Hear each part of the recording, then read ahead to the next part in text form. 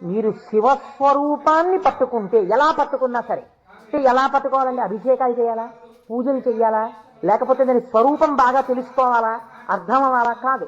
మీ మనస్సు ఏదో ఒక విషయంలో రమించింది అంతే, అది చాలు. మిమ్మల్ని మీకు రక్షణ కల్పించడానికి అది హేతు అవుతుంది. మీకు నేను ఒక ఉదాహరణ చెప్తాను, మీరు దాని వలన దీని వ్యాఖ్యానాన్ని బాగా పట్టుకోగలుగుతారు. నాయనార్లని మళ్ళీ నేను ఏదో లౌకికమైన ఉదాహరణ ఎందుకు తేవాలి? మనకి 63 నాయనార్లు ఉన్నారు. అంటే శివుని యొక్క అనుగ్రహము చేత తరించిపోయిన మహాపురుషులు. ఆ 63 నాయనార్లో గుగ్గుల కలయ నాయనార్ అని ఒక ఆయన ఆయనకి ముందు అసలు గుగ్గుల అన్న పేరు కలపలేదు. కలయ నాయనార్ ఆయన పేరు. అమృత ఘటేశ్వరుడు ఉన్న క్షేత్రంలో పుట్టారు ఆయన. ఆయన పేరు కలయ. అందుకని ఈయన పేరు కూడా కలయ అని పిలుస్తూ ఉండేవారు. ఈ కలయ నాయనారికి ఒక లక్షణం ఉండేది. ఆయన చేసే పూజ ఏమిటో తెలుసా అండి? ఆయన ఎప్పుడు భగవంతుడి దగ్గర కూర్చొని అనుకునేవాడు, సుగంధిం పుష్టివర్ధనం అంటారు కదా, త్రయంబకం అని పిలుస్తారు కదా, 3 కన్నులు ఉంటాయి కదా, ఆయన వస్తుంటే సువాసనలు వస్తాయి కదా. ఆనాడు మార్కండేయుడు శివలింగాన్ని గట్టిగా కౌగిలించుకుని చంద్రశేఖర చంద్రశేఖర చంద్రశేఖర పాహిమాం అని అంటుండగా యమధర్మరాజుని శిక్షించి మార్కండేయుడిని రక్షించడానికి శివలింగంలోంచి ఆవిర్భవించాడు కదా. ఆవిర్భవించినప్పుడు శివుడి కన్నా ముందు శివుని యొక్క సువాసనలు మార్కండేయుడు పీల్చి ఉంటాడు కదా. శివుడు వచ్చేశాడని పొంగిపోయి ఉంటాడు కదా. ఎంతకీ రానిటువంటి రైలు వచ్చేస్తోందని అనౌన్స్ చేసినప్పుడు ఎంత ఆనందం పొందేస్తామో, ముందు అనౌన్స్మెంటు, తర్వాత రైలు ఇంజను కనపడగానే పొంగిపోయినట్టు సుగంధిం, ఆ సువాసనలు వస్తుంటే ఎంత పొంగిపోయి ఉంటాడు కదా మార్కండేయుడు.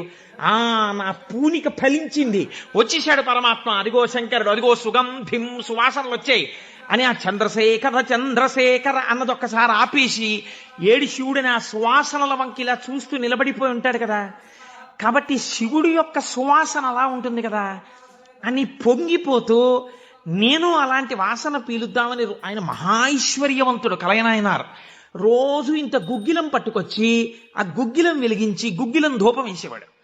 ఆ ధూపం అంతా పూజ గదంతా నిండిపోతే అందులో కూర్చుని మార్కండేయుడు ఇలాగే వాసన పీల్చి ఉండి ఉంటాడు.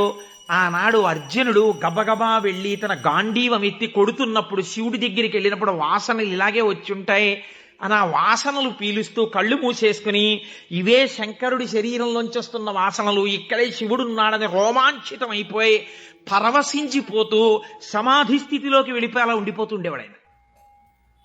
మీరు చూడండి, భగవంతుణ్ణి పట్టుకోవాలనుకున్నవాడు, ఏమంటే మాకు పూజ కుదరట్లేదండి, మాకు ఈ స్తోత్రం రావట్లేదండి అంటాం మనం. మన బతుకంతా ఎక్కడ ఆగిపోతుందంటే దీపంలో 2 ఒత్తులు వేయాలా, 1 ఒత్తి వేయాలా. నిజంగా తరించిపోయిన వాళ్ళు తరించిపోవడానికి ఎన్ని మార్గాలు వెతుక్కున్నారో చూడండి. ఆయన సువాసనలు పీలుస్తూ రమించిపోయాడు. శంకరుడు చూశాడు, వీడు రోజు గుగ్గిలం పట్టుకొచ్చి వేసి ఇన్ని రకాల దర్శనాలు చేసేస్తున్నాడు రా, గుగ్గిలం పొగ అడ్డం పెట్టుకుని. ఎంత చిత్రం రా ఇది, గుగ్గిలం పొగకి వీడు సమాధిలోకి వెళ్ళిపోతున్నాడు. అసలు ఈ గుగ్గిలం కొనలేని స్థితి తెస్తే ఏం చేస్తాడో చూద్దాం అనుకున్నాడు. ఐశ్వర్యం అంతా క్షీణింపచేశాడు. ఆయనకి మనస్సు శివుడి మించి పోలేదు. ఎలాగో అలా నానా కష్టాలు పడి ఇంత గుగ్గిలం తెచ్చి శంకరుడికి వేసి ఆ వాసన పీల్చేటప్పటికి సమాధిలోకి వెళ్ళిపోయాడు. ఇంక ఏముంది, మనస్సు అలవాటు పడిపోయింది. ఇంత పొగొచ్చేటప్పటికి అంతే సమాధిలోకి వెళ్ళిపోతాడు. ఎంత తేలికండి అది. అగరత్తు వెలిగించకుండా ఉంటాం కదా, అగరత్తు వెలిగిస్తే గుగ్గిలం అయినా సమాధిలోకి వెళ్ళిపోతాడు అంతే. ఈ స్థితి చూసి శంకరుడు భార్యా బిడ్డలు తినడానికి కూడా అన్నం మెతుకు లేకుండా చేశాడు. చూద్దాం ఏం చేస్తాడు. భార్యా బిడ్డలు పస్తులున్నాడు. అన్నమో రామచంద్ర అని ఆ భార్య మహాపతివ్రత.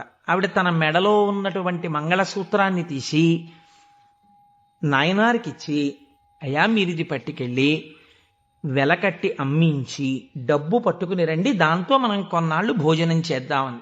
తప్పకుండా తీసుకొస్తానని ఆ మంగళసూత్రాలు చేతిలో పట్టుకుని శివ శివ శివ శివ అని సంతోషపడిపోతూ వెళ్ళిపోతున్నాడు. శంకరుడు ఒక పెద్ద బండిలో గుగ్గిలం బస్తాలు వేసుకుని ఎదురొచ్చాడు. మళ్ళీ దొరకవుట గుగ్గిలం, అందుకని చెప్పి బస్తాలు కొనుక్కెడుతున్నాను, ఎవరైనా కావాలంటే కొనుక్కోండి అని అరిచాడు. అమ్మ బాబోయ్, గుగ్గిలం దొరకదటని చెప్పి ఈయన గబగబా మంగళసూత్రాలు ఇచ్చేసి గుగ్గిలం బస్తాలు కొనేశాడు. పోనీ గుగ్గిలం దొరకదంటున్నారు, ఇంటికి పట్టుకెళ్ళి ఈ గుగ్గిలాన్ని దాచుకుని రోజు ఇంతంత వేద్దాం అనుకున్నాడా? నిజంగా నాడు శంకరుడు వస్తుంటే సుగంధిం పుష్టివర్ధనం, ఇదొక్కటే ఆయన సమాధికి కారణం. ఇంత గుగ్గిలం వెలిగించి మధ్యలో కూర్చుంటే అసలు నిజంగా శంకరుడు విరాట్ రూపంతో వచ్చేసినట్టు ఉండదు. కాబట్టి ఈ గుగ్గిలం అంతా వెలిగించేస్తానన్నాడు. ఇంట్లో వెలిగించేస్తే బాగుండదు, పొగలు వచ్చేస్తాయి. ఓ గుళ్ళోకి పట్టుకెళ్ళి వెలిగించేస్తే బాగుంటుందని ఈ గుగ్గిలం అంతా వేసుకుని ఓ గుడికి పట్టుకెళ్ళి ఈ గుగ్గిలం అంతా వెలిగించేసి దాని మధ్యలో కూర్చొని సమాధిని పొందేసి, కడుపులో ప్రేగులు నకనకలాడిపోతున్నాయి, తెలియదు, ఆకలి తెలియదు, శరీరం నీరస పడిపోయింది, శరీరం అంతా నొప్పులు పెట్టేస్తోంది, తెలియదు, ఇంట్లో భార్య బిడ్డలు శోషించి పడిపోయే స్థితి వచ్చింది, తెలియదు. ఆ పొగ మధ్యలో సమాధి స్థితిని పొందాడు. ఇప్పుడు నా భాషలో చెప్పాలంటే భగవంతుడు ఓడిపోయాడు. పరీక్ష పెట్టగలడా? ఇహ ఏం పరీక్ష పెడతాడు? కాబట్టి చూడలేకపోయాడు ఆయన. అమ్మ బాబోయ్, ఇదెక్కడ భక్తి రాని గబగబా కుబేరుణ్ణి పిలిచాడు. కుబేరా, ఇలా నా పక్కన ఎన్నాళ్ళు నించుంటావు? నాకేం అవసరం లేదు. అడిగో మహానుభావుడు చూసావా, గుగ్గిలం పొగ మధ్యలో కూర్చున్నాడు, పెళ్ళం మంగళసూత్రాలు అమ్మేసి. వెంటనే వెళ్ళి ఆయన ఇంటిని బ్రహ్మాండమైనటువంటి అంతఃపురంగా మార్చేయి, భార్యకి బిడ్డలకి భూమండలంలో లేనంత ఐశ్వర్యాన్ని ఇచ్చేయి, ముందు ఉత్తర క్షణం వాళ్ళకి షడ్రసోపేతమైన భోజనం పెట్టు అనేటప్పటికి వాళ్ళ ఇల్లు మారిపోయింది, షడ్రసోపేతమైన భోజనం వచ్చింది. అయ్యో భర్త గారు ఎక్కడికి వెళ్ళారో అనుకుంటోంది ఆవిడ. అశరీరవాణి వినపడింది. అమ్మా, నీ భర్త భక్తి ముందు లొంగిపోయాడమ్మా, శంకరుడు మహదైశ్వర్యం ఇచ్చేశాడు నీకు. ఆయనో అన్నం తిందామన్న ఆలోచన లేదు, ఆ గుగ్గిలం పొగలో కూర్చునున్నాడు. ఇలాగా కూర్చునుంటే ఇప్పుడు ఎవరు మాట్లాడాలి? ఒరే నాన్న అన్నం తినరా అని. అమ్మా నాన్నగారు కోరుకున్న కోరికోటి ఉంది, నువ్వు ఎలా అయినా డాక్టర్ అయిపో. ఇంజక్షన్ చేసేశారు ఆ పిల్లకి.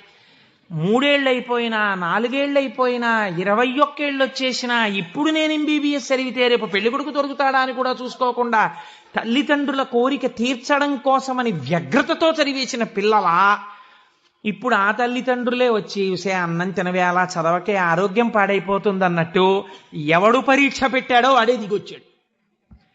దిగొచ్చి ఎవడు ఆ త్రయంబకం నిజంగా సువాసన వచ్చి ఆనాడు మార్కండేయుడు బాహ్య స్మృతిని పొందాడు, ఈయన పొందలేదు, పొందకుండా కూర్చున్నాడు.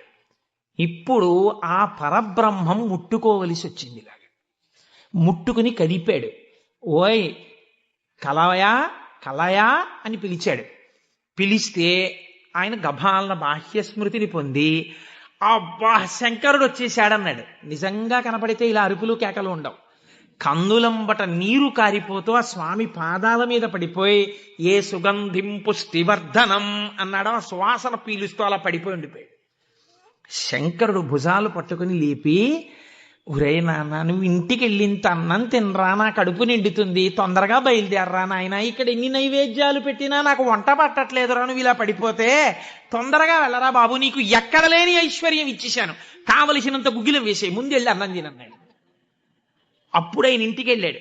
ఇంటికెళ్ళి షడ్రసోపేతమైనటువంటి భోజనాన్ని నాయనార్ స్వీకరించాడు. దీన్ని గుగ్గిల నాయనార్ అంటారు పెరియ పురాణంలో. ఎందుకంటే శివపురాణం చెప్పుకుంటూ నాయనార్ల చరిత్రని అనుసంధానం చేసి ఉత్తరాయణ పుణ్యకాలంలో నాయనార్ల గురించి వింటే పార్వతీ సహితుడైనటువంటి ఆ పరమశివుడు పొంగిపోయి పరవశించిపోతాడు. అందుకే లౌకికమైన ఉదాహరణలు మానేసి అవసరమైన చోట నాయనార్ల చరిత్రలే కలిపేద్దాం. ఇలా 63 మంది నాయనార్ల గురించి నేను చెప్పగలిగితే నా జన్మధన్యం అయిపోతుంది అని ఒక నాయనార్ని కలిపాను.